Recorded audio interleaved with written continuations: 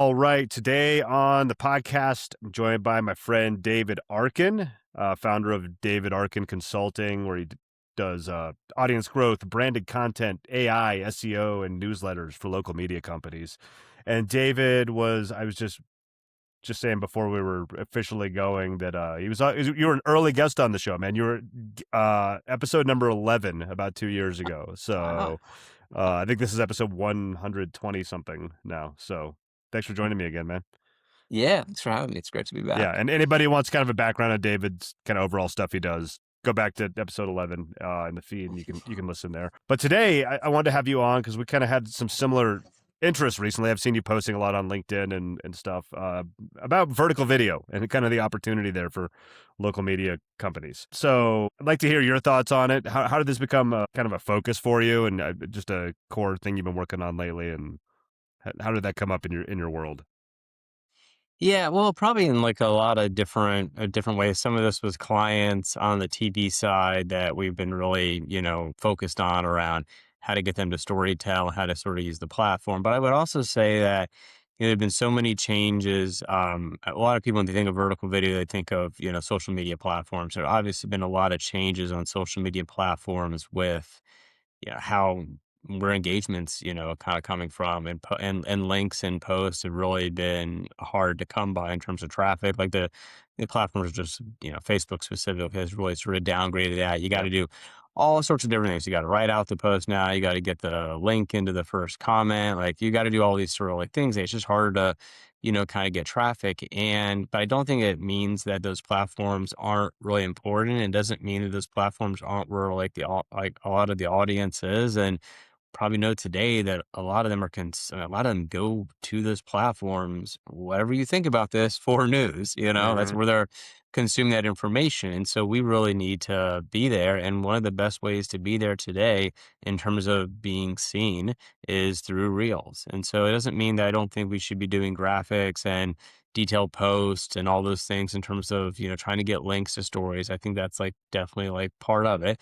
But definitely video is a way that people want to consume that information. And I think there's like this idea out there that, oh, that's just like a young person's thing. I don't think that's the case at all. I think there is, it's definitely not just a 20 and 30-year-old thing that people want to consume.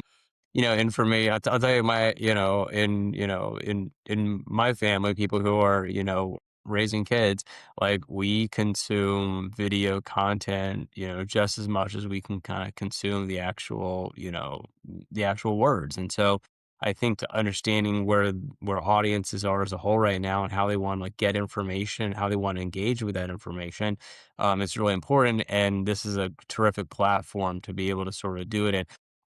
Maybe we'll get into this during a podcast today, but there definitely were some revenue things that we were hearing before. And honestly, before I started doing consulting, I was co-running a real estate community site called Checkout DFW in Dallas. It was basically helping people figure out, before they move to Dallas, or if they're moving from city to city in Dallas, how do you find a realtor, pick a community, and do all those things. And we interviewed like a ton of realtors before we decided to do this website. And what we heard over and over again is, I need content, and like from the realtors. And what they really were, this might be surprising to people, but what they were uncomfortable with was putting a camera in front of their face and talking. Like they wanted like help to figure out what to say. They wanted to be they wanted somebody to record them. They were looking for that sort of guidance. And what that told me was advertisers really wanted to figure out how to, use this platform just as much as like editorial teams needed to figure out how to like explain news and do all the different forms of storytelling that they could do. So all of these things sort of led me to be like, we really need to. This has to be a core component on how we think about content and how we think about getting information, out to people today. Yeah, agreed. I can't stand the actual platform, the Facebook, the Instagram, just how difficult and how low they prioritize and everything. But like you said, it's where people are. And that's kind of the point of a media company in some ways, is to find people find your audience where they're at, you know what I mean? So it's I think something maybe people that have been around for a long time don't realize it's like an entire new format. Is kind of I didn't used to look at reels too much. it kind of slowly crept its way into my personal life. And I'm like, oh, this is not watching TV. It's not scrolling social media. It's like a different thing. Um, Yeah. Yeah. Curious how you're seeing, you said a lot of local TV stations and stuff. I'm curious, like, what's landing in terms of like actual content. Cause you said, like, how do I actually do the content? Do I just talk to the thing? Like, how are you experimenting with it, and like what do you see in like work, like literally what does a vertical video look like that you have folks put up? Yeah. I think it's best to start off to say what does not work. Okay, that's And that's so better. I like that better. yeah, yeah. Well, what does not work is taking TV segments and trying to run them as reels. Like that does not Mm, work. The time period, nobody's sitting there for 2.5 minutes to watch like your TV broadcast. That's just not the way to do this. And I also would say, and this is the hard thing in TV. It's not as hard in like newspapers and digital only stuff because they don't like they aren't on at 4, 5, 6, and 10 per in a highly produced, for the most part, highly produced environment. And so being able to get people comfortable that like it's okay to have this be a little bit raw and running live and that kind of thing, hmm it's a hard cultural thing to sort of like get over. right. But once you get over it, I think you can have like a ton of success. So I think those are like two really important components on the local TV side to sort of, you know, move through. So one thing, the things that I do think are working well is being able to sort of like show things. And so when a TV reporter is there and not like shooting their package, but they're able to sort of like walk around because that's what the audience wants. They want like insight, they want to understand the information, but they want to like see what you're seeing. And that's like one of the greatest values that a reel can, kind of like provide, whether it's like I'm at a breaking news situation or I'm walking you through a new restaurant, whatever I'm at an event, whatever I am, whatever I'm experiencing, being able to sort of like show that to the audience is huge. And so I think being able to make sure that's part of the storytelling is really important. I would say the other things that like seem to be really working well right now is that not looking it's utilizing the tools. And when you think about the platforms, the ones that are actually recognizing the providing the best performance for the content is when you're using their tools. So when you use Meta's green screen or when you use sort of like they're following their community guidelines and things that are like going to get you seen in the algorithm, we're seeing a lot of really good performance for those sorts of things. Green screens is like a really key one. And so there are examples of like, meteorologists that are getting out of the studio or getting off from like the big screen and they're doing green screens now, like not green screen like in TV, but in the Instagram green screen, where they're doing a screenshot and showing you like the weather behind their head and they're pointing above them and talking about it. Those sorts of things are very effective. Or taking the B-roll that somebody got from like a split screen is a really effective like real approach today, where the reporter talks at the bottom of the Hmm. screen of the split and the top of the split is basically like the B-roll or a screenshot of what they're sort of actually talking about. There's a really interesting case with a anchor at a TV station we work with, and I just love this example. I've been working with this client for about 2 years, and I probably had, I don't know, a half dozen conversations with this anchor during those 2 years. And every time it's like, I don't know what I should be, these aren't my stories. I didn't report them, but I'm on air talking about them. I don't know which ones seem appropriate for me to talk about. I don't know how to create time for this stuff. All that I can do is sort of like do stuff like outside of work and posting things for my family. And I feel like that's just like one side. I don't know what to do. hmm And so she started experimenting with this idea of taking in TV land, they call it pacers. They're basically like short 30, 45, 30 seconds sort of like quick hit stories. Often, sometimes they're local, sometimes they're sort of like trending and sort of like national, but they make for really great web content, honestly. And so she started taking some of these pacers and started basically putting like a screenshot or some B-roll behind her in a green screen. And she's just like sitting in at her desk, basically like doing these videos. So the first one she did was for Bucky's, which people who don't know Bucky's, hmm it's like this big like national gas station. I live in Texas and it's like the thing in Texas and now it's in all these states. So there are these crazy gas stations. And so one's coming to Oklahoma. And so she basically like had a few screenshots behind her talking about it. And it wasn't more than 45 seconds. And she introduced herself and it didn't come across like this was like a TV, like that she was on TV doing it. I wouldn't say it was totally like raw, but it just felt like normal. and Mhm. like it worked really well. And then like a few days later, an energy company was leaving Oklahoma to go to some other city, and she talked about that and had some B-roll kind of running behind her. She found stories that were evergreen, or like the energy company sort of was breaking news, but that had several days of life in it. And that's the thing that's, I think, the hard thing with like news companies is like they want to like that story's over in that day, and Mhm. like they're onto something else. Where like the way the algorithms work is like it's not over that day. Like it has life for like multiple days, like in the algorithm. So if you're picking the stories to explain to the audience what's happening and can, talk about it in a way like if it gets picked up in 2 days, it's not going to be like a weird thing, so you don't want to be like, breaking news, the energy company is leaving. You want to sort of like talk a little bit about what it means and why this matters and why you should be paying attention to this and what's next. Like those are the ways to kind of talk about it in the video. But this works so well for her. And so we started taking this to other anchors and they like loved it too. They were like, okay, I can see how I could establish like a story, a 2 or 3 a week where I could sort of do this format with. And it's really kind of like working there. That's awesome. That's a great example. And yeah, you touched on a few things I was curious about. So the green screen, I like the split kind of uh format you talked about. Very cool, useful stuff there. What also you talked a few times about platforms, algorithms. Might be a good time to ask because vertical video, I think kind of TikTok kind of pioneered it. Reels are huge on Instagram and Facebook. YouTube has shorts.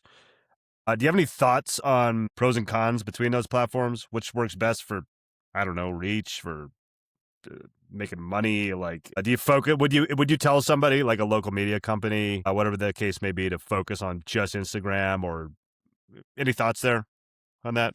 Yeah. I mean, we tell people to get on TikTok. Okay, okay. I mean, it's and they're on TikTok, they see they do the right things, they will see explosion like very quickly on like, the audience side. And so I think the challenge with it is this though.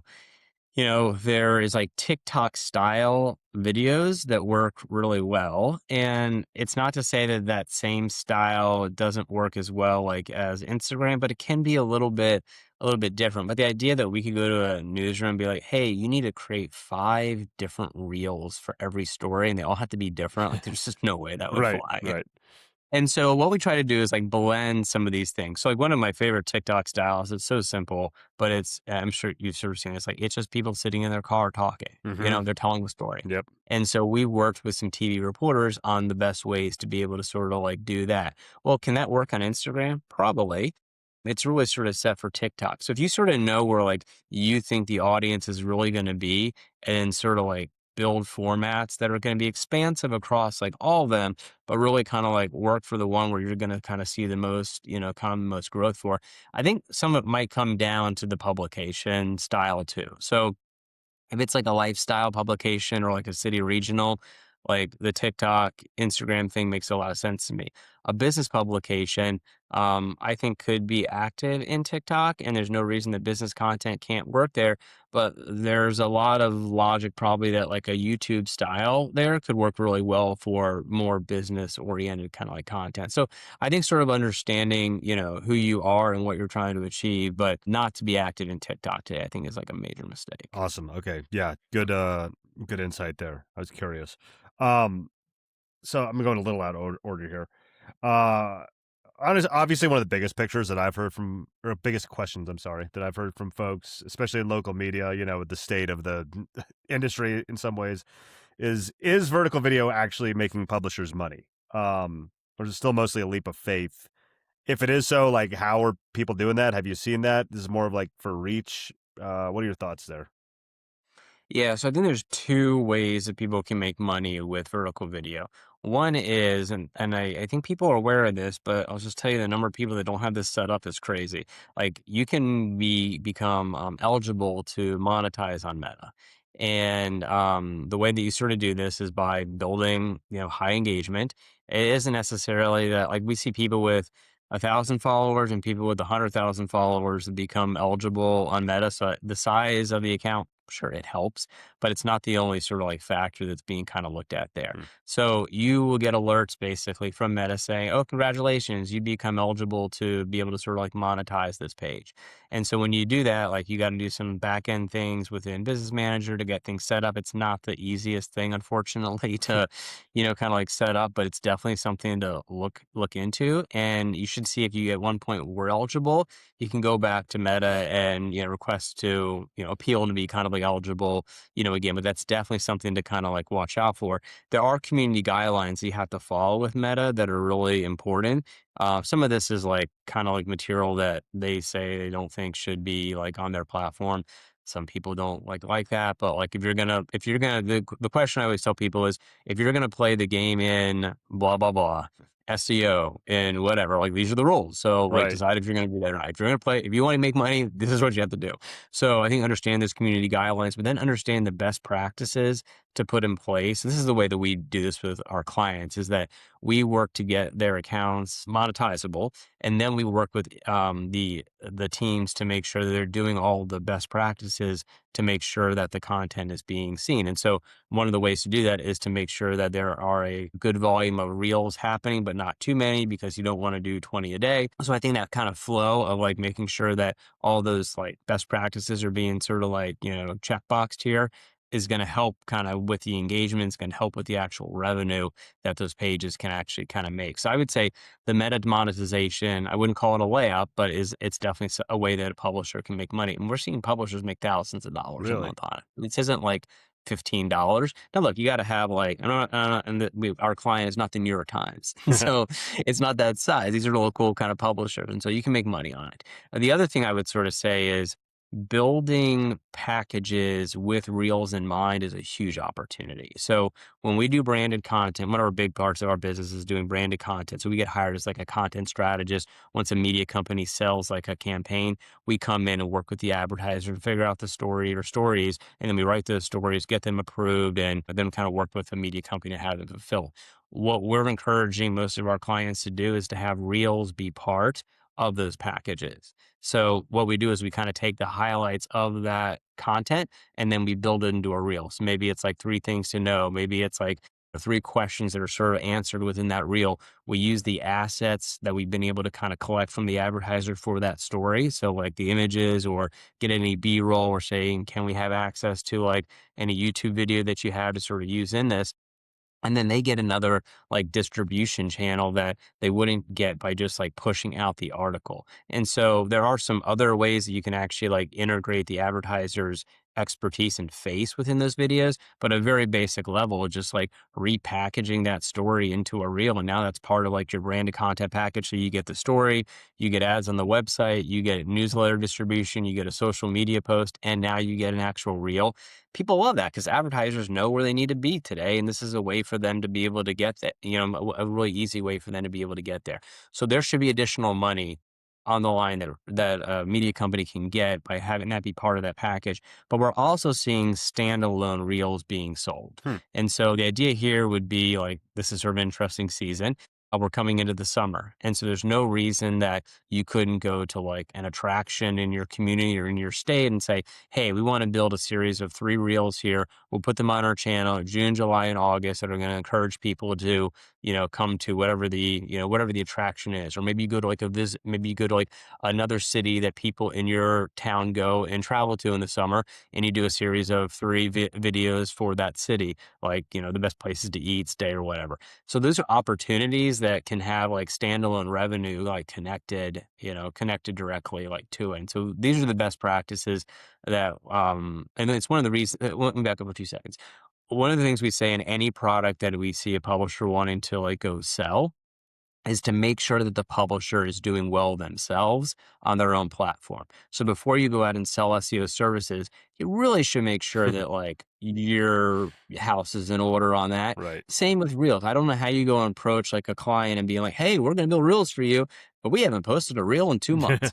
Or like they look a mess. And so I think making sure that like your house is in order before you actually go and doing that is a really important thing. But once it is, then you can say all the best practices that we're sort of doing over here to get our growth, we're going to now apply in a paid way, in an appropriate way, a labeled way for you as well. And that's like dynamic thing. So I think there's all sorts of ways that people can make money. It just takes a little bit of like creativity, in terms of how you approach it.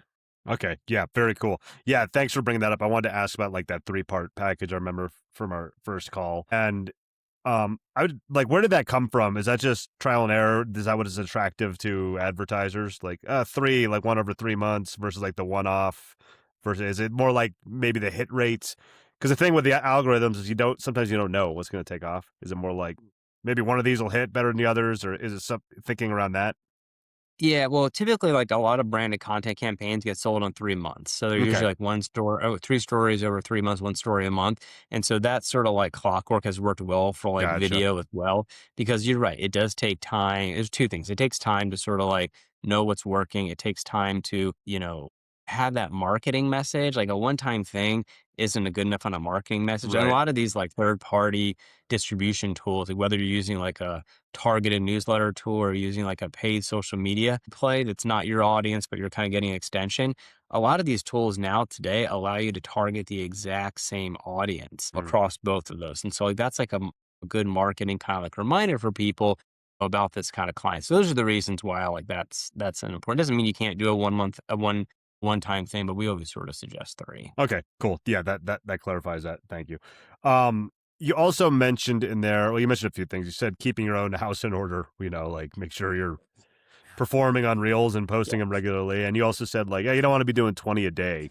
What do you have any best practices for how often people should think about posting like a local media company? I don't know if it changes by, a TV outlet versus a digital only versus the size, or any thoughts there? What looks good? Yeah. Yeah, 2 to 3 a Two day. or three a I day. wouldn't do more. The platforms start downgrading if it Hmm. becomes too much or they're on top of each other. So I Okay. think kind of being judicious with that's important. Now, like, look, that's with video, that's with reels. I think like the game on Facebook posts is different than that. It can be a much higher volume, but in terms of reels, you want to be pretty mindful of that. Okay, cool. I had run an experiment with a couple publishers myself where we were doing basically like just local B-roll. And I think I told you about it. And with just like text overlays over the top of it.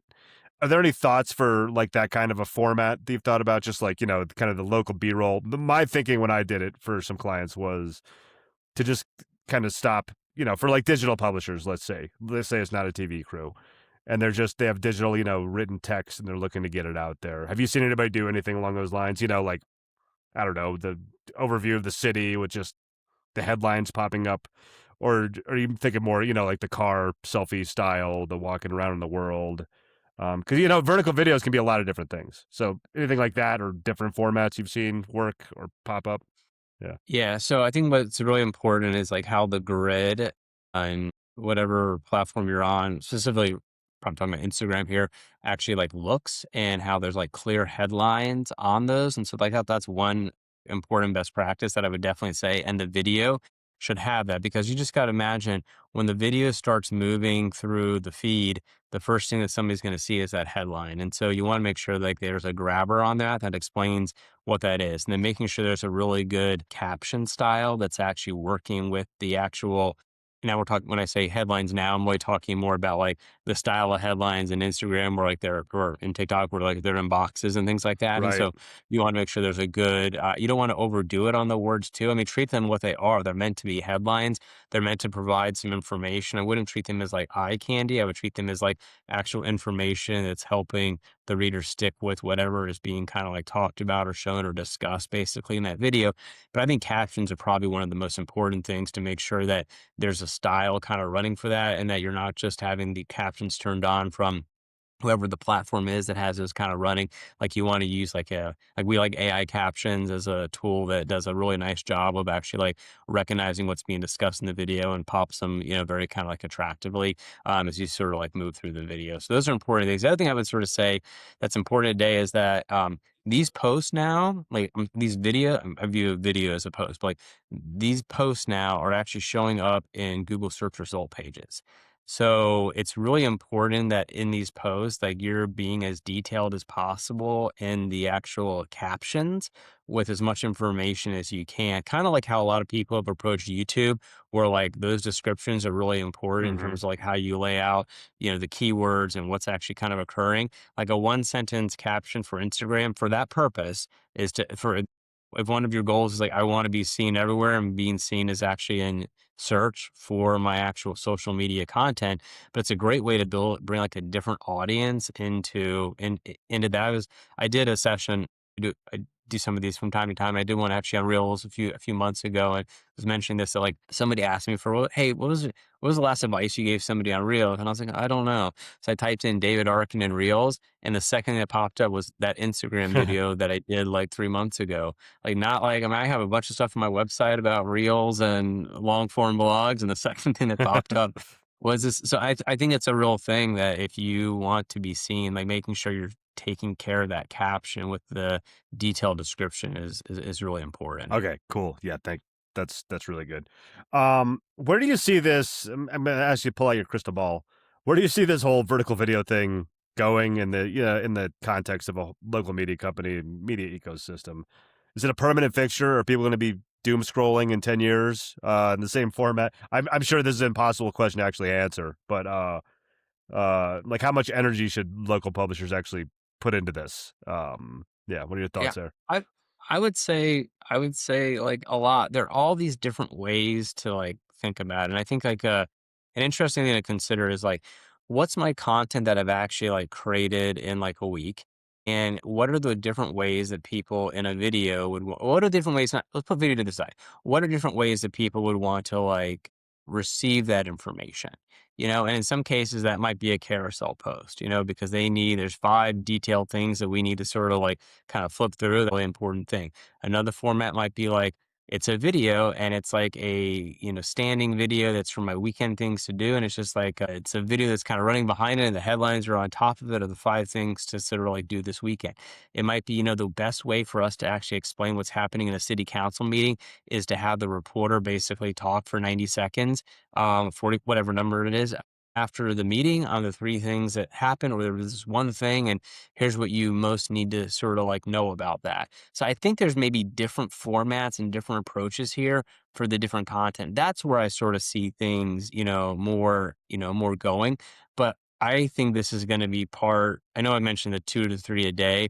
But I think what's going to happen is the social platforms will become important. But I'm seeing more publishers actually integrate like these like boxy looking reels on their homepages Hmm. now, Yeah. and then kind of like taking them into like different like pillar pages and categories. So somebody who has a sports section on the sports page, you're finding like the last five sports reels that they've done, and these are a combination of like out on the field, in the game, behind the scenes, like their talk show deal, like broken out. And so I think those are all the ways that people are going to sort of like use it. And so I think at the end of the day, video doesn't necessarily get into like all the detail, obviously, that a 600 to 700 word story is going to be able to do, but it is a way that people get a summarization of being kept in the loop on what is actually happening, and they have the option to take like a deeper dive through a link to that article, through another explainer on that topic. So I think it's going to be really part of how we actually like consume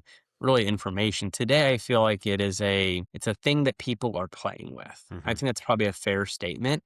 Like some people like are definitely part, like we're doing this on a daily basis, but it's not running their news meeting, Right. you know, like, and I don't, and I think coverage always needs to run the news meeting, but at some point, you're seeing more journalists doing the TikTok style, like, kind of like, reporting at their desk. And I think more of that is going to be happening, especially on people. What I think is going to happen is the media company will be really important to have like that great overall page. But I think people at that organization are going to find their voice and figure out how to actually use these tools to actually share what they're experiencing throughout the day, and doing that at a pretty like high volume. I think that's a trend of what's going to kind of like happen, where at the end of the day, all the things that they collected are going to be part of like videos. and the output at the end is going to be like a beautiful story that kind of packages like all that together. Like, hey, here's what I'm working on today. Here's what came out of our news meet. I'm on scene and I'm sort of like doing this. Here's what I kind of learned. Hey, I just talked to so and so. I think that will become like how we actually like, because right now it's not a very transparent process, honestly. Like you kind of get this like finished thing in the end, but I think it's going to be more part of like how somebody's day actually functions and works as a reporter. And I think that's all going to be part of video. Okay. Yeah. I like it. Yeah. I don't know the answer either if I was playing out, but it seems to be growing, and there's even like talks of like the Netflixes of the world trying to figure out like more vertical videos. So if Yeah. $50 billion company is taking it seriously, local Yep. media companies probably should be too. Probably should too. Yeah, Yeah. Yeah. right. Cool, David. This has been really great, man. Where can people find you? What do you want me to link to or point to or anything like that? Yeah, davidarconsulting.com is the best place to find me. I'm pretty active on LinkedIn. David at davidarkinconsulting.com is my email address, so people can find me in all those places. Cool. Yeah, I'll link to that. And yeah, once again, if you want to hear David's whole story, go back and listen to that first episode too. But this was really good stuff. Cool. All right. Thanks, man. Appreciate it. And yeah, you have a great day. Okay, thanks, man. Thanks for having Yep. me. Thanks.